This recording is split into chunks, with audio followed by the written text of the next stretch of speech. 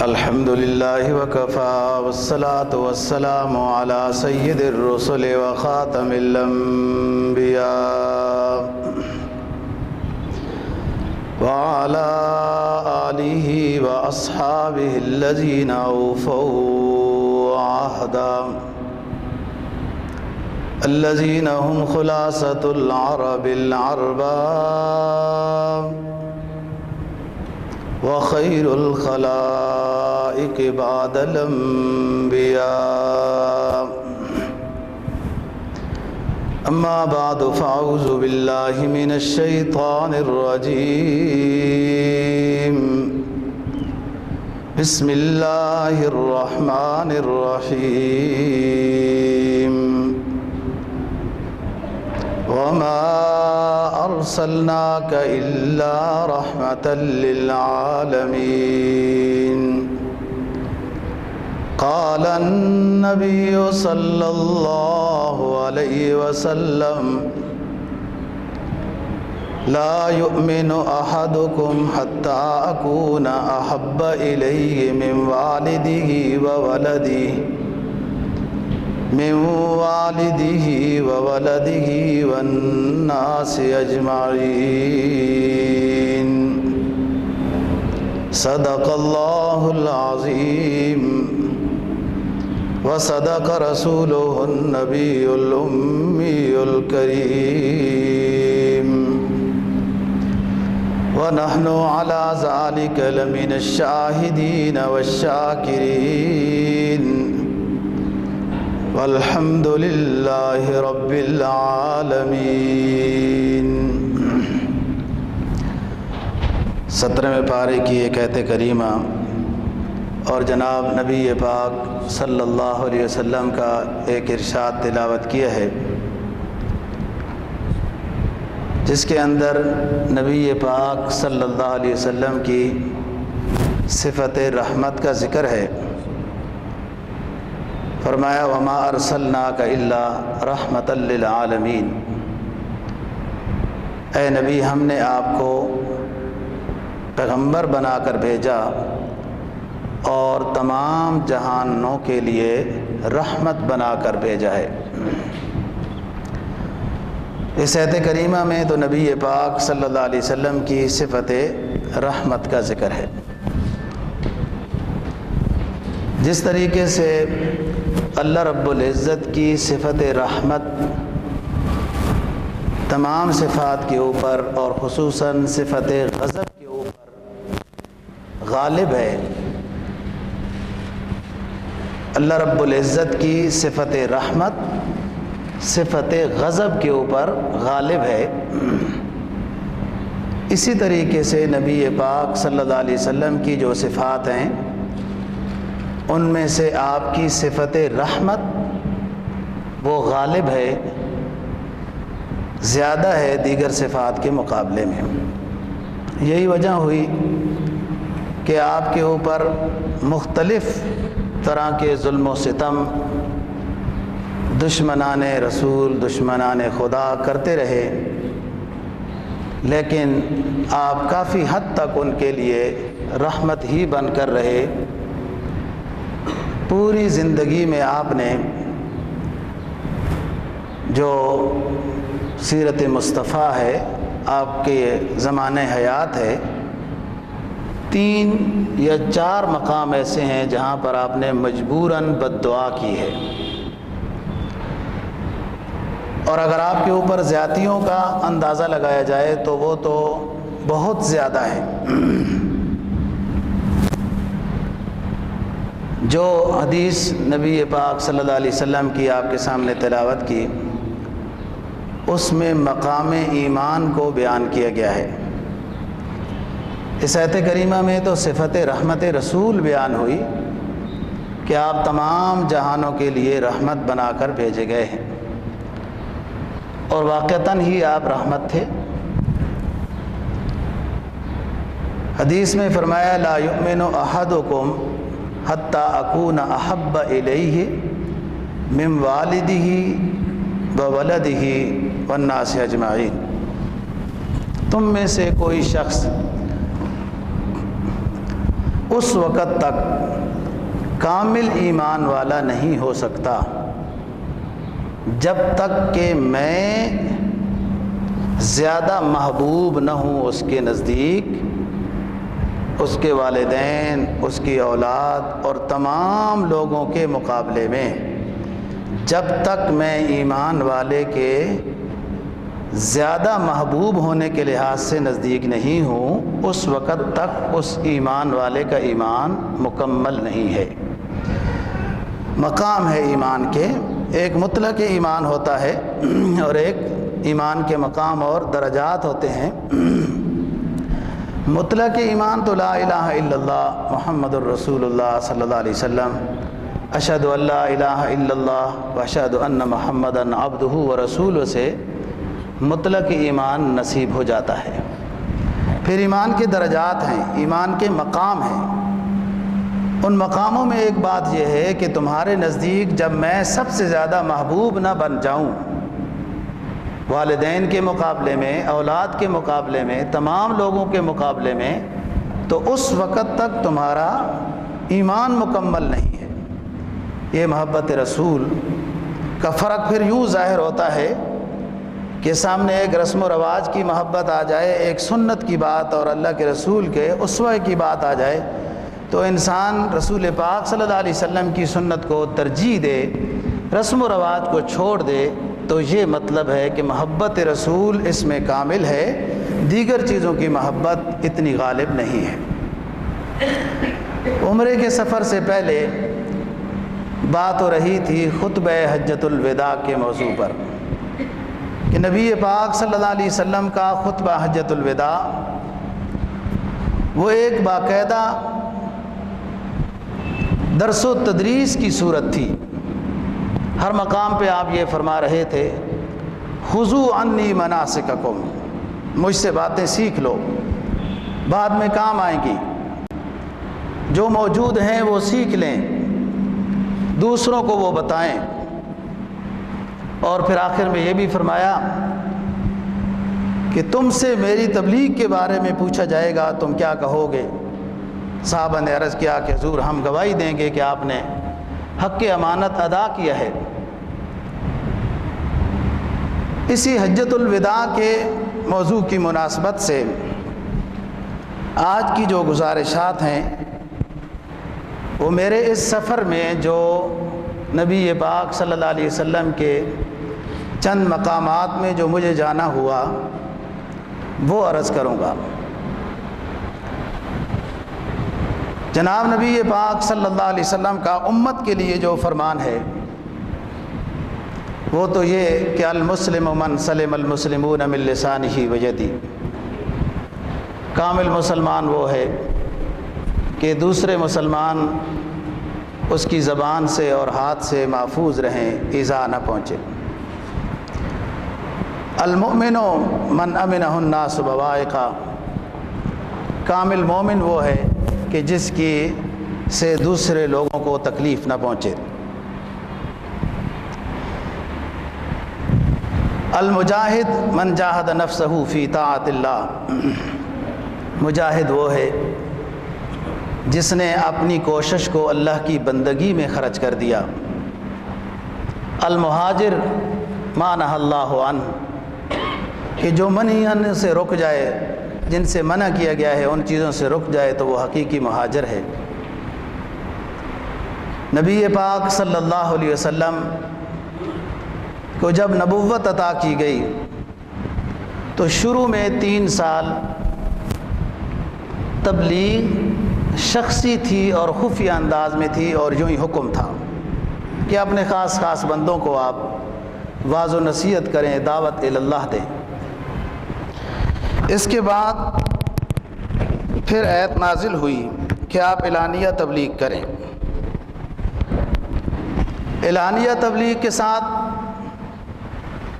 دشمنی میں اضافہ ہوا، دوست کم بنے ہیں۔ ان دوستوں میں جو سب سے پہلے دوست بنے ہیں ان میں حضرت ابوبکر صدیق رضی اللہ تعالیٰ عنہ ہیں، حضرت علی رضی اللہ تعالیٰ عنہ ہیں، حضرت خدیجہ رضی اللہ تعالیٰ عنہ ہیں، زید بن حارثہ جو غلام ہیں وہ ہیں، یہ شروع میں بات ماننے والے ہیں۔ دشمنوں میں اضافہ ہوا۔ مختصر یہ کہ دشمنی کی حد اس حد تک پہنچی کہ آپ کے پورے خاندان کو ایک وادی کے اندر محصور کر دیا گیا ہے۔ یہ وادی شیب ابی طالب کہلاتی ہے۔ جن حضرات کو اللہ نے ارض مقدس کی زیارت نصیب کی ہے، حاجی جو پیدل جاتے ہیں ایک غار سے منا کی طرف، وہ غار سے نکلنے کے بعد کا علاقہ شیب ابی طالب کا ہے۔ یہی وہ 3 سال کی معصورہ زندگی ہے کہ جس میں خرید و فروخت تک بھی پابندی لگا دی گئی تھی۔ اپنے پیسوں سے بھی کوئی چیز نہیں خرید سکتے۔ جو صحابہ کرام رضی اللہ تعالیٰ عنہم بنے تھے، جو ایمان لائے تھے، وہ بھی آپ کے ساتھ تھے، آپ کے خاندان کے لوگ بھی آپ کے ساتھ تھے۔ یہی وہ وادی ہے کہ صحابہ کرام رضی اللہ تعالیٰ عنہم فرمایا کرتے تھے کہ ہم نے درختوں کی جڑیں بھی چبائیں، اور حتیٰ کہ ایک ایسی نوبت بھی آئی کہ کوئی ایسی چیز بھی چباتے رہے کہ ہم سمجھ نہ سکے یہ کیا چیز چبا رہے ہیں۔ یہ تکلیف محض دینداری کے لحاظ سے تھی۔ اسی شیب ابی طالب میں حضرت عبداللہ ابن عباس رضی اللہ تعالی عنہ پیدا ہوئے۔ یہ آپ کے چچا زاد بھائی ہیں، حضرت عبداللہ بن عباس، جلیل القدر صحابہ کرام رضی اللہ تعالیٰ عنہ میں سے ہیں، جو انشاءاللہ عرض کروں گا ابھی۔ اسی معصوری زندگی میں یہ پیدا ہوئے۔ ام فضل البابا ان کی امی کا نام ہے۔ یہ حضرت میمونہ رضی اللہ تعالی عنہا جو امہات المؤمنین میں سے ہیں، ان کی بہن ہے ام فضل، حضرت عباس کی بیوی۔ شیب ابی طالب میں ہی حضرت عبداللہ ابن عباس رضی اللہ تعالیٰ عنہ پیدا ہوئے، اور یہ وہ خوش قسمت صحابی ہے کہ جن کی گھٹی رسول اکرم صلی اللہ علیہ وسلم کی لعاب مبارک بنی ہے۔ یہ وہ صحابی ہیں۔ یہی وجہ ہے اس پاکیزہ لعاب مبارک کی برکت سے اللہ نے عبداللہ ابن عباس کو صحابہ میں وہ مقام عطا کیا تھا کہ علم و فضل میں سب سے زیادہ اونچے تھے۔ معصوری کی زندگی ختم ہوئی، وہ دیمک کھا گئی تھی اس عہد نامے کو جو بیت اللہ کے ساتھ لٹکایا گیا تھا۔ پھر اس کے بعد دادا کا تو پہلے انتقال ہو چکا تھا، چچا کا بھی انتقال ہو گیا، گھر والی کا بھی انتقال ہو گیا، حضرت خدیجہ رضی اللہ تعالیٰ عنہ۔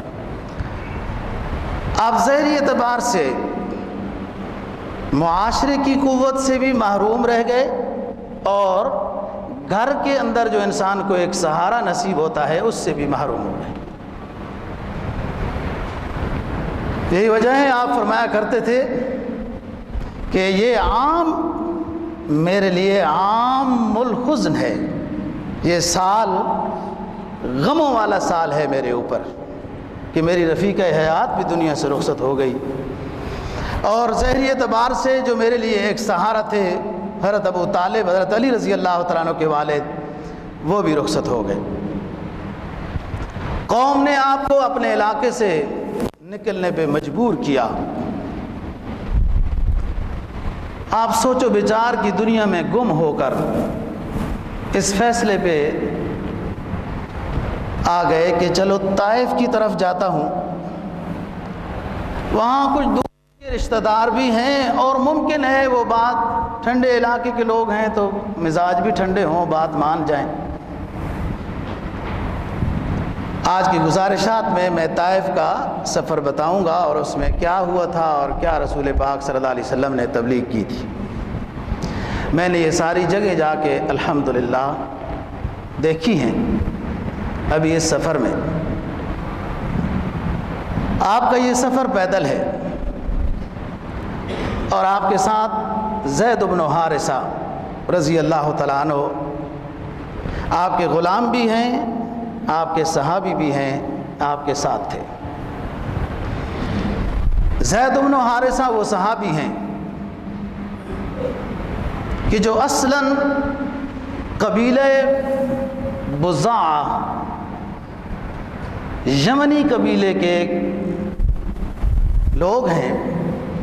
آپ کی امی ایک دفعہ ان کو بچپنی کے زمانے میں اپنے ننہال کی طرف میکے لے کر جا رہی تھی کہ راستے میں ڈاکوؤں نے یہ بچہ ان کی امی سے چھین لیا تھا، زید بن حارثہ۔ اور یوں ہی لوگ غلام بناتے تھے انسانوں کو، وہاں سے کوئی چھینا، کوئی وہاں سے اٹھایا، کوئی یوں کیا اور اس طریقے سے پھر آگے جا کے بیچ دیا۔ یعنی اصلاً نسلاً غلام نہیں تھے، یوں ڈاکوؤں نے ان کی امی سے چھین لیا تھا۔ ظاہر ہے کہ عورت کیا کر سکتی ہے، اور ان کے ساتھ اگر کوئی مرد بھی تھے تو وہ مقابلہ نہیں کر سکے۔ طائف کی وادی میں ایک بازار لگتا تھا جس میں انسانوں کو بیچا جاتا تھا۔ اس بازار کا نام سوق اوقاز ہے، آپ نے کتابوں میں پڑھا ہوگا۔ آج بھی وہ بازار موجود ہے اور اس بازار میں گیا ہوں، سوق اوقاز۔ یہاں پر حضرت زید بن حارثہ کو بیچنے کے لیے بولی لگی کہ کون اس بچے کو کن داموں میں خریدنا چاہتا ہے۔ ان ڈاکوؤں نے بیچا۔ یہ بچہ انتہائی خوبصورت، باشعور، سمجھدار محسوس ہو رہا تھا۔ بولی بڑھتی گئی حتیٰ کہ 400 درہم پر پہنچ کر بولی رک گئی۔ تو حضرت حکیم ابن حزام رضی اللہ تعالیٰ عنہ نے یہ بچہ خریدا۔ اور حکیم ابن حزام یہ کون ہیں؟ یہ حضرت ختیجہ رضی اللہ تعالیٰ عنہا کے پھوپھی زاد بھائی ہیں۔ حضرت ختیجہ رضی اللہ تعالیٰ عنہ کے بھتیجے ہیں۔ حضرت ختیجہ ان کی پھوپھی ہے۔ آپ صلی اللہ علیہ وسلم کی زوجہ مطہرہ حضرت ختیجہ رضی اللہ تعالیٰ عنہ حکیم ابن حزام کی پھوپھی ہیں۔ انہوں نے یہ سوچا، یہ اتنا سمجھدار بچہ، اتنا خوبصورت بچہ، میں اس کو اپنے پاس کیسے رکھوں؟ بہتر یہ ہے کہ جو ہمارے خاندان میں ایک مبارک شخص ہے، اس وقت آپ صلی اللہ علیہ وسلم پر نبوت نہیں آئی تھی، یہ اس سے پہلے کی بات ہے، تو میں اپنی پھوپھی کو یہ ہدیہ کرتا ہوں۔ چنانچہ یہ رسول اللہ صلی اللہ علیہ وسلم کی خدمت میں آ گئے۔ قافلے آتے تھے ادھر ادھر سے حج کرنے، تو ایک قافلے والوں سے زید بن حارثہ کی بات چیت ہو گئی۔ وہ سمجھ گئے کہ یہ تو ہمارے علاقے کا شخص محسوس ہوتا ہے، بچہ معلوم ہوتا ہے۔ انہوں نے جا کے حضرت حارثہ رضی اللہ تعالی عنہ کو بتایا، اور اس وقت نبوت آ چکی تھی۔ ان کا چچا، ان کا بھائی، ان کے والد رسول اللہ صلی اللہ علیہ وسلم کی خدمت میں حاضر ہو گئے کہ یہ بچہ ہمارا ہے، ہمیں دے دیجئے۔ آپ نے فرمایا کوئی بات نہیں، اس بچے کو کامل اختیار ہے، جدھر جانا چاہتا ہے، میرے پاس رہنا پسند کرتا ہے تو پھر آپ سختی نہ کرو، اور اگر آپ کے ساتھ یہ جانا چاہتا ہے تو میں نہیں روکوں گا۔ آپ نے جب زید بن حارثہ رضی اللہ تعالیٰ عنہ سے پوچھا کہ بیٹے آپ کس کو پسند کرتے ہو، حضرت زید نے عرض کیا اللہ کے رسول، 1000 بادشاہتوں کو بھی آپ کی غلامی میں قربان کرتا ہوں، 1000 بادشاہتوں کو۔ نگاہ فقر میں کیا ہے شان سکندری، خراج کی جو گدا ہے وہ قیصری کیا ہے۔ اس ہستی کی غلامی میں رہ کر میں 1000 سلطنتیں بھی قربان کرتا ہوں۔ آپ نے فرمایا اب آپ کی مرضی۔ تو والد صاحب کہنے لگے حضرت حارثہ رضی اللہ تعالیٰ عنہ کہ ہم آپ کی خدمت سے اس کو نہیں لے کر جاتے، اور وہ بھی مسلمان ہو گئے۔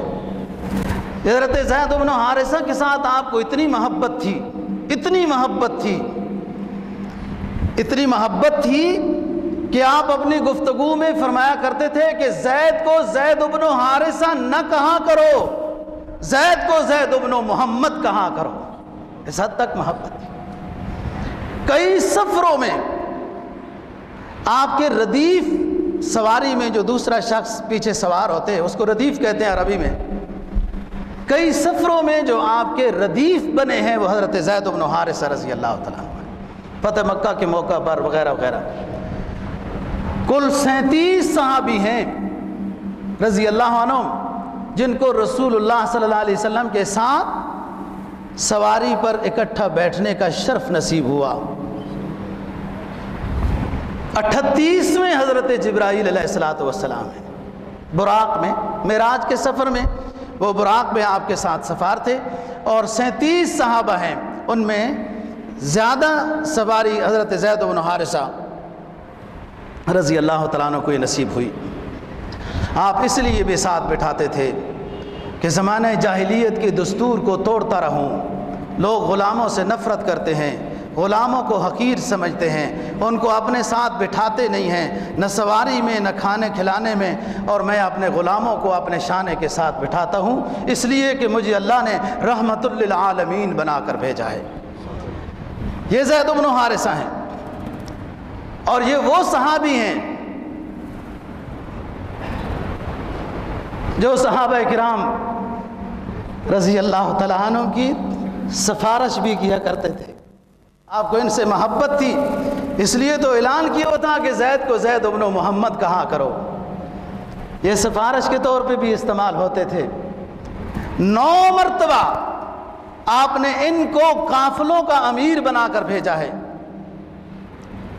اور وہ شخص بھی انہی کا بیٹا ہے جن کو آپ نے مرض الوفات میں قیدیانیوں کے اس وقت کے جھوٹے نبوت کے دعوے داروں کے خلاف جو جنگی قافلہ آپ نے تشکیل دیا تھا، اپنی مرض الوفات میں اس قافلے کا امیر حضرت اسامہ بن زید رضی اللہ تعالیٰ عنہ کو ہم نے بنایا تھا۔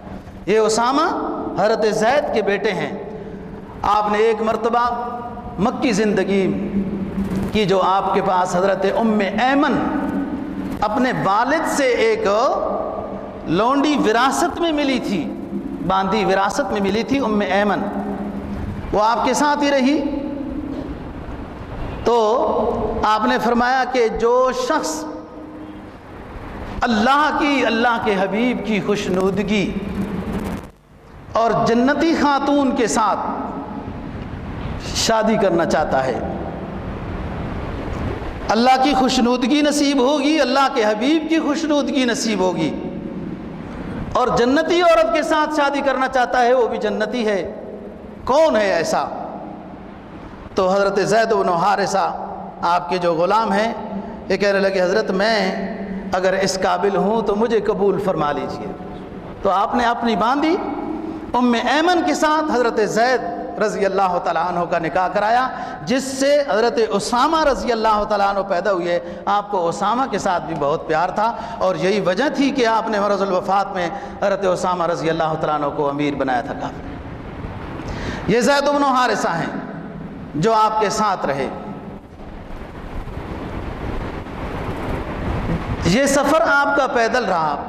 سب سے پہلے آپ قبیلہ بنو ثقیف کے سرداروں کو ملے ہیں۔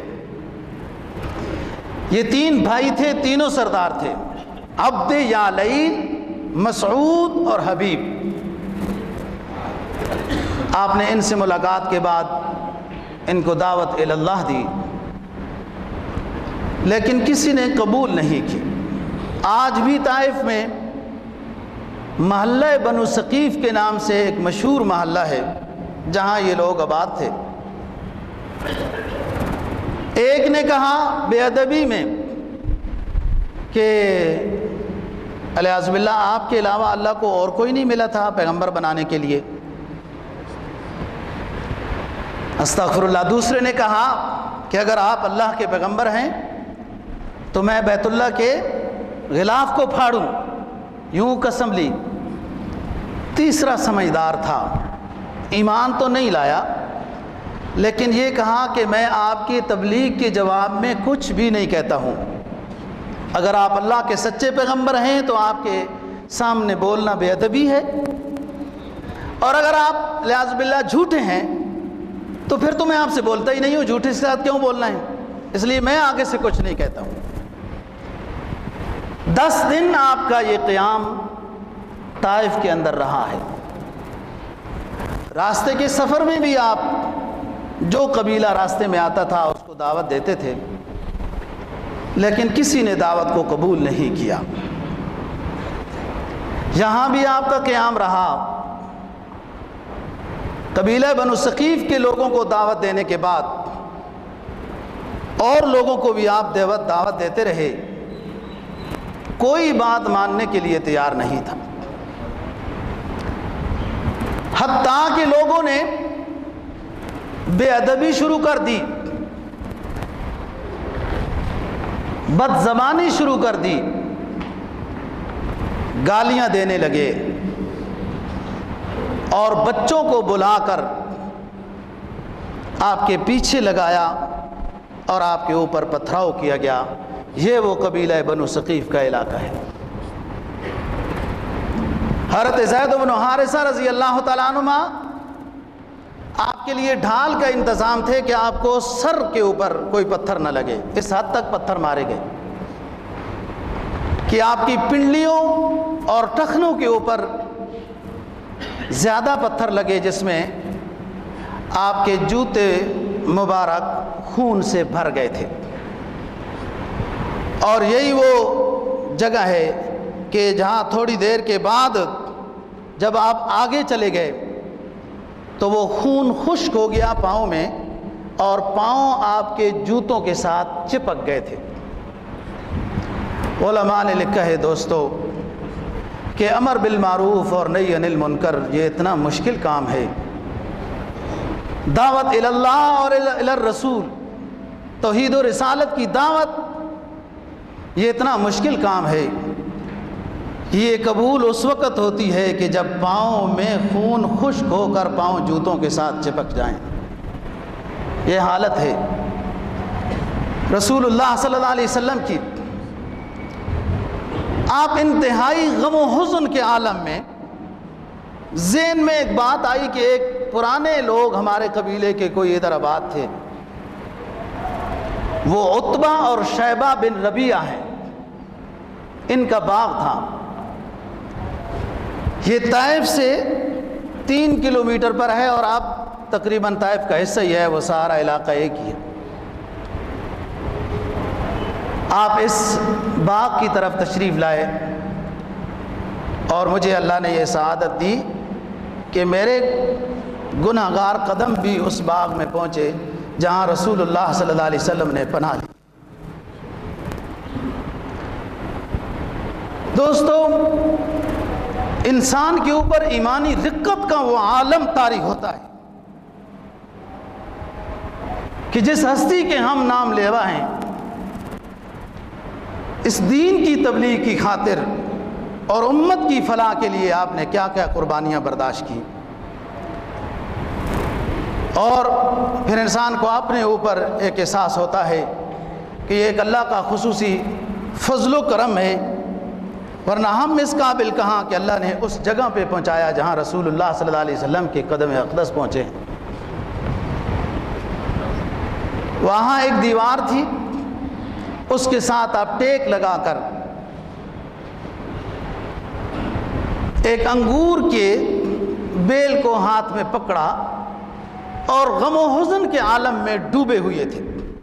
جب ان نے عتبہ اور شیبہ نے آپ کو اپنے باغ میں آرام کرنے کی پناہ دے دی تو آپ نے، وہ آج بھی دیوار موجود ہے،